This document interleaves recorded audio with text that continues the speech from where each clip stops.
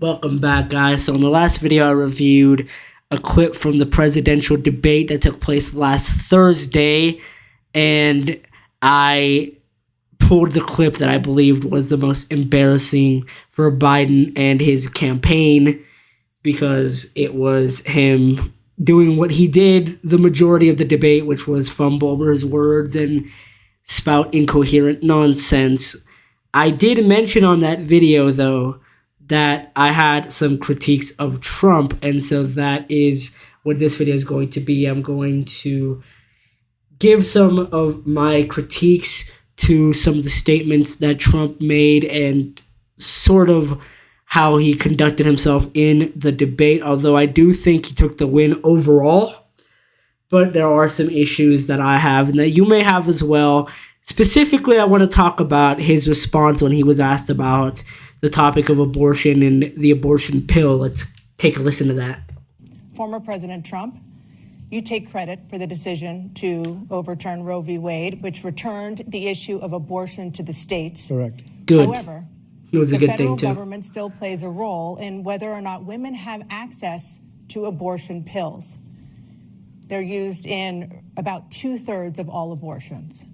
As president, would you block abortion medication? First of all, the Supreme Court just approved the abortion pill, and I agree with their decision to have done that, and I will not block it. And if you look at this whole question that you're asking, complex but not really complex. 51 years ago, you had Roe v. Wade, and everybody wanted to get it back to the states. Everybody, without exception. Democrats, Republicans, liberals, conservatives, everybody wanted it back. Religious leaders.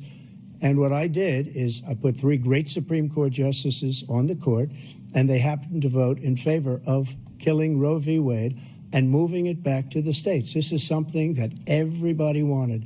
Now, 10 years ago or so, they started talking about how many weeks and how many this, getting into other things. But every legal scholar throughout the world, the most respected, wanted it brought back to the states. I did that. Now the states are working it out. If you look at Ohio, it was a decision that was an end result that was a little bit more liberal than you would have thought. Kansas, I would say the same thing. Texas is different. Florida is different. But they're all making their own decisions right now. And right now, the states control it. That's the vote of the people.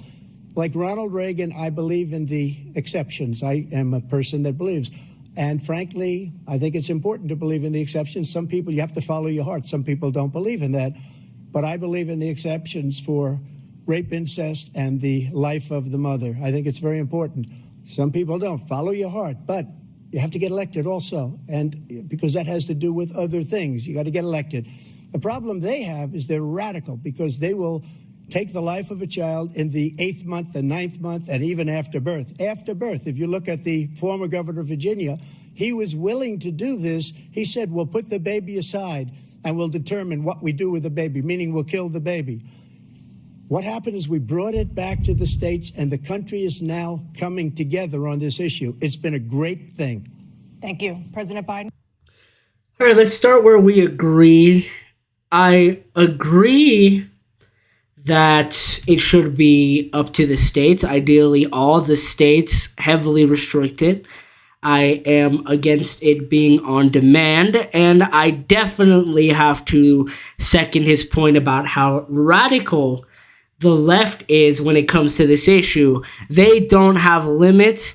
I myself clipped that statement that the former governor of Virginia made where he was talking about how they put the baby aside and the mother gets to choose what to do with it after it's already born. So yes, the left is very radical when it comes to this issue, and they have no limits whatsoever. And so I'd much rather him be in charge of that issue than somebody like them and the Biden administration, any Democratic administration, Democratic meaning anybody that the Democrat Party nominates to potentially have their own administration and run for president and be elected and all that, because they're just simply way too radical on the issue. I would also second his point, sort of, about the exceptions, although I only believe in one exception myself on moral grounds.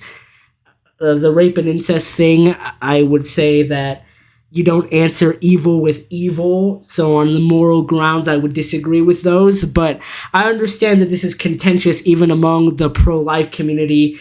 They take a bit of a softer stance than someone like me or someone else. And that's what leads me to my point, is that if you care very deeply about the pro-life issue like I do, and like many people that I know care deeply about the pro-life issue, do not want to see abortion on demand, want it to be as rare as possible, want it only in emergencies. When he mentioned the life of the mother, I believe in that.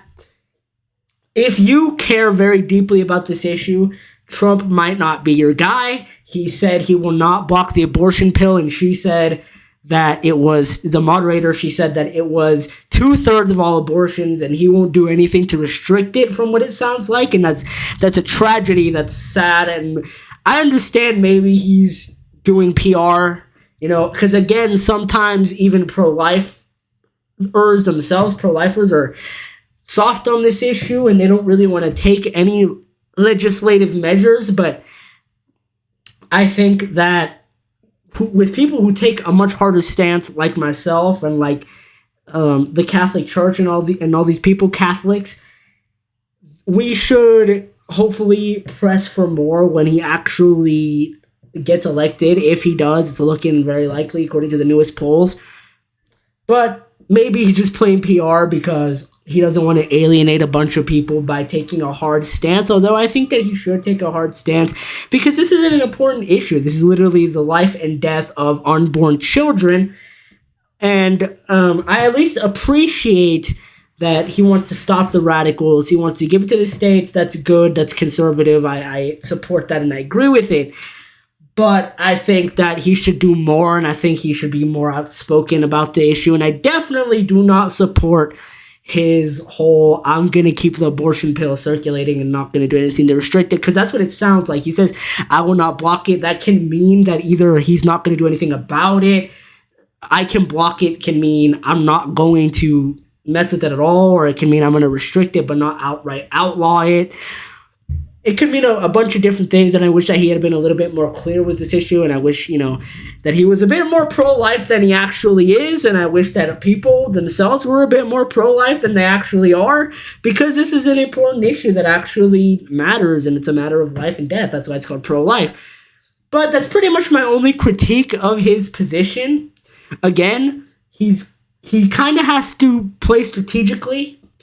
He doesn't want to alienate too many people, doesn't want to take a hardline stance. Maybe when he actually gets elected, if he does, he'll take a harder stance, hopefully.